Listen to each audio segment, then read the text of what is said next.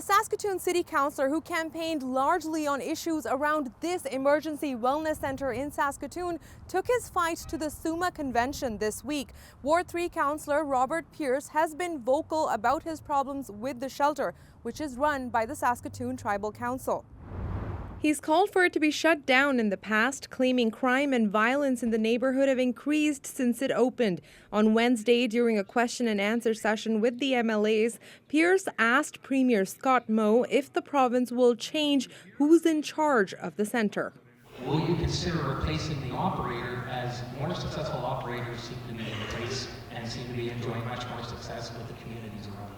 We're continuing to work with Saskatoon Tribal Council with that shelter there. We're not considering replacing the operator of that particular shelter. But Pearce also asked for capacity at the shelter to be reduced. He says there was a promise that would happen if another shelter opened in the city. A shelter downtown operated by the Mustard Seed opened earlier this month. Moe says he would consider reducing the number of beds at the STC Wellness Centre. What's not working? STC Tribal Chief says he feels attacked. The majority of First Nations people are the ones that are homeless, and for us as a First Nations organization, I feel targeted by those comments. We always talk about Indigenous-led for Indigenous people. We're doing that.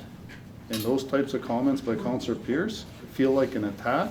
Arcan says he's since spoken with Mayor Cynthia Block, who reassured him that she supports STC's work at the Fairhaven shelter.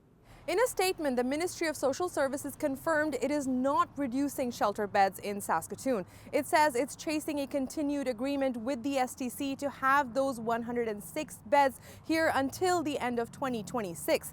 That's in addition to the 40 enhanced shelter spaces at the new shelter downtown. Ashwarya Duda, CBC News, Saskatoon.